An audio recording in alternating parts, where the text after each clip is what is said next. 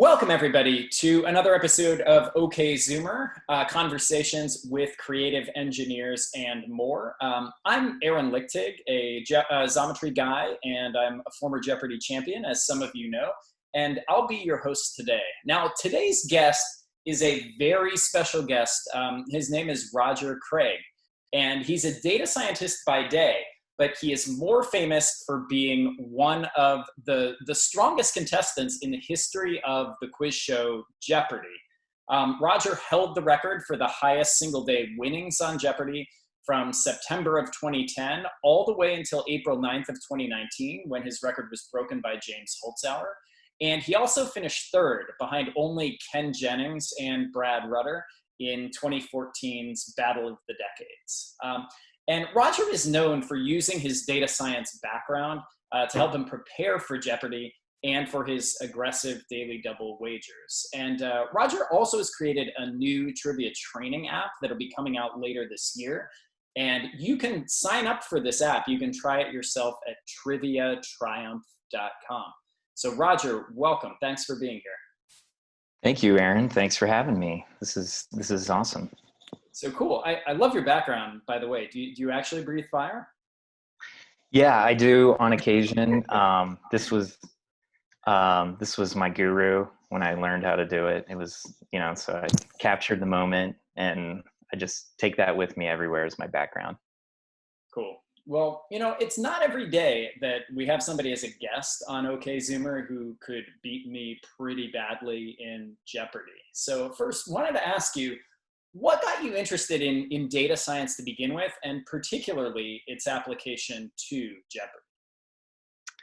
My interest in data science sprung from going to grad school for bioinformatics. So I was doing sort of like computational biology, and that got me into machine learning, and along the way picked up natural language processing. And around that same time, while I was in grad school, there was a site that came online. It was called the Jeopardy Archive. And I had always watched Jeopardy and kind of wanted to be on it at some point and played these like quiz games. And so then what I did was just download the Jeopardy Archive and started to analyze it, right?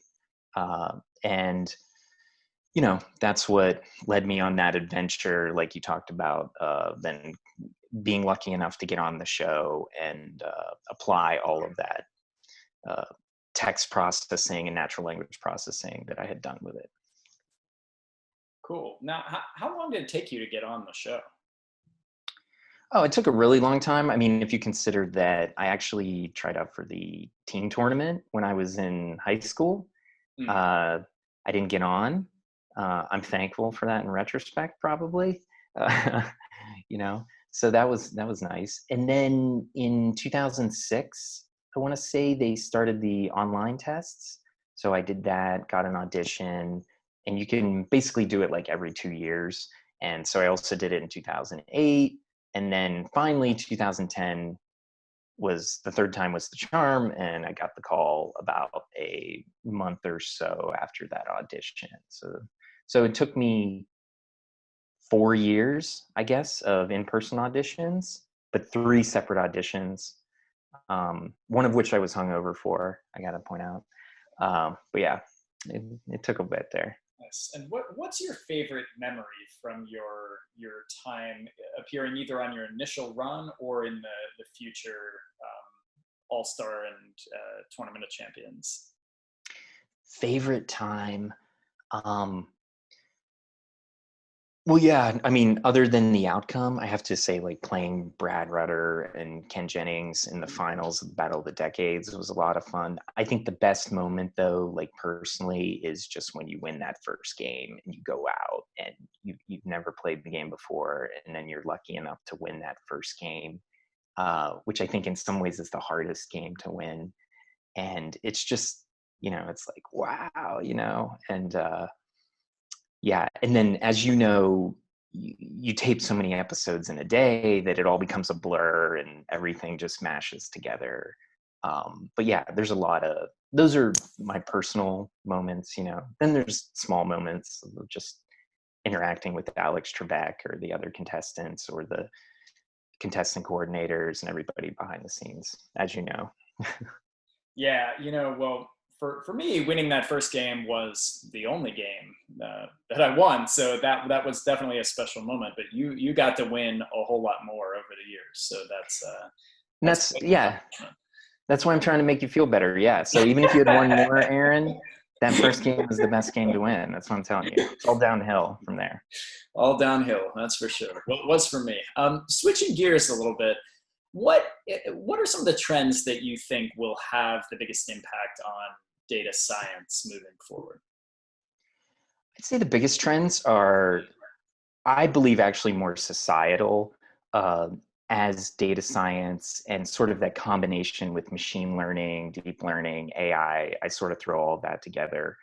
Uh, Legal trends, economic trends, as it becomes more and more important, more and more people are going to pay attention to it.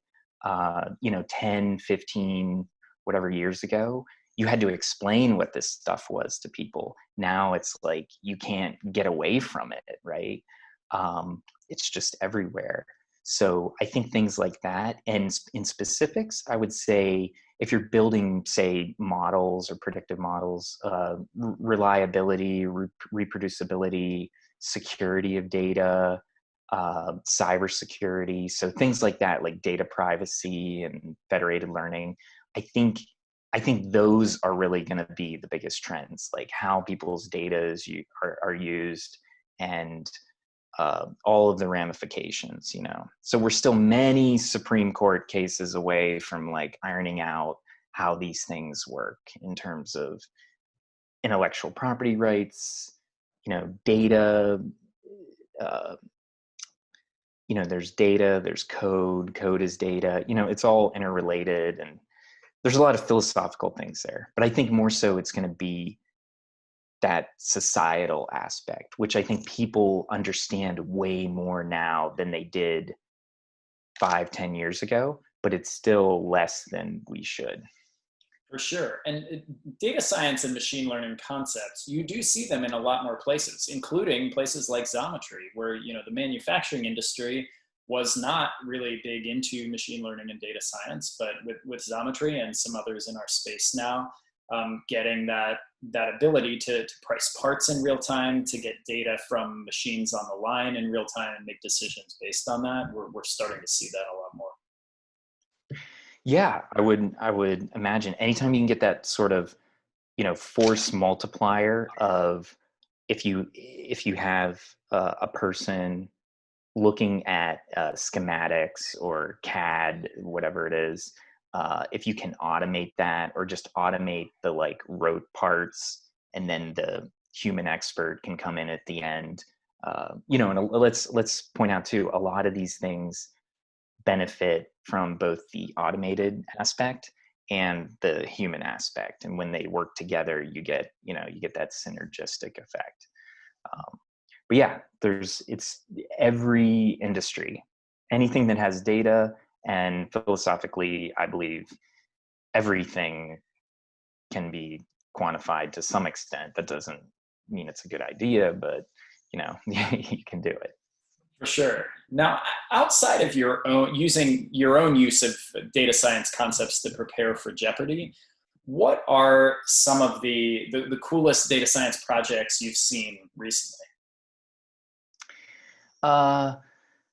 Recently, I would say, this is kind of unfortunate, but one of the more interesting uses of data science that I saw was in relation to the COVID-19 pandemic. And it was a paper out of the University of Chicago that analyzed the differences between regions of the country that were watched more Sean Hannity versus regions of the country that watched more Tucker Carlson. And those two shows, especially in January and February, had a very different way they were presenting the whole coronavirus epidemic and pandemic. And what they go on to show is that essentially there are more cases, or more, unfortunately, deaths in areas where there was higher Hannity viewership. And they also correct for certain things where the air times of those are different. So they even look at like where the sun, what time the sun sets in various places, because once the sun set, TV viewership goes up, and it's like 90 pages long. I've not read all of it, or even half of it, but a lot of that was very very interesting. And I think there's a broader point there about information and using it to consciously or unconsciously change people's behavior. And sometimes the person has an agenda. I think we all have agendas, whether they're big or small, at some point when we release results like that. And to me, it also harkened back to Ignaz Semmelweis in the 19th century, who in the 1840s showed that doctors that washed their hands had new mothers that had lower rates of like postpartum infections, right? And he demonstrated this with all the data, and the thing was, no one believed him, right? The doctors didn't believe him, and it was because he didn't have a reason. He couldn't say why, because the germ theory of disease didn't exist for another 10, 20 years. So, that's a key point. And I think data scientists, anybody in the sciences or working with data, should take that to heart, that, you're, even if with your training, and we all have to realize we're really lucky because we have this training that other people didn't get, right? Mm-hmm. The default state of the human brain is not to think scientifically. The scientific method really didn't get rolling until 400 years ago. So when we present those results, we have to be mindful of all those cognitive biases and the natural state of the human brain that we all have and all possess. And I think that's really important. For sure. Yes, the storytelling aspect of data science is also an incredibly important one. Now, Roger, what advice would you have for somebody who is an aspiring Jeopardy contestant? Oh, for an aspiring Jeopardy contestant, I'd say the first piece of advice is, you're probably already doing this, watching the show, but watch even more. And there's like clips on YouTube, and there's also the Jeopardy archive website where you don't have the episodes, but you can look at past questions. I think it would be a really good idea to sign up for the beta access at triviatriumph.com. That's a learning tool based on the methods that I used to prepare for the show. And I think you should also, you should be mindful of why you're doing it and what you want to get out of it. Everyone, and now that Brad Rutter has lost in the greatest of all time tournament, everyone loses on Jeopardy. And so, realize that that's going to happen. So, have fun with it. And my thinking too was that you can prepare for it and you'll never get on, right? Maybe, like you just audition all the time and just never have a chance to be selected. And so you have to do it because it's sort of this intrinsic thing. It's not about like winning the gold medal at the Olympics. You just do it because you like the game or the sport. Yeah, that is a great point. Everybody loses. Everyone loses at some point. So if you're going to get on Jeopardy, you are going to lose. And Weird Al has a great song about that. I haven't heard it. Yeah. But it's a very important part of the game. All right. And Weird Al though has never done Celebrity Jeopardy. He hasn't. They haven't done Celebrity Jeopardy in quite a while. And Saturday Night Live has, but it's been a while since they've done the real one, right? Yeah, I don't know the reason for that, other than I do know they have a very hard time, not a very hard time, but a hard time getting contestants because, people are not, they're good at whatever they are. They're specialists, right? Yeah. And success on Jeopardy is more about being a generalist than a specialist. But then you get people like Aaron Rodgers that go on and win their games. So all right, and then you get others like Wolf Blitzer who go to negative 6,000 and kind Yeah, that probably doesn't help the recruiting efforts. Yeah. No, that is for sure. There's some who've done it well though, and there are some famous people like John McCain won a game on the old Jeopardy. Richard Cordray won a few games. He ran for governor of Ohio last time around. So there are a few. Yeah, and Rush Holt, he was a famous member of Congress. I think him and McCain are the only two to win a game and serve in Congress. To actually win a game. Yeah, McCain, he always said he lost on the final Jeopardy question was something about Wuthering Heights, and he still, from that day forward, he could never pick up Wuthering Heights and read it because it was always, tainted by the fact that he lost on that question.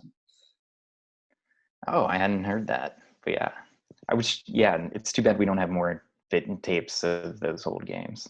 Yeah. Well, cool. Well, Roger, thank you so much for joining us. It was awesome to have you here. I have used some of Roger's tools and techniques when I was preparing for Jeopardy, and they're really cool. You should sign up for his beta at triviatriumph.com. Go check it out. We'll be back with some more episodes of OK Zoomer next week. Thank you. Thanks, Aaron. Thanks, Roger.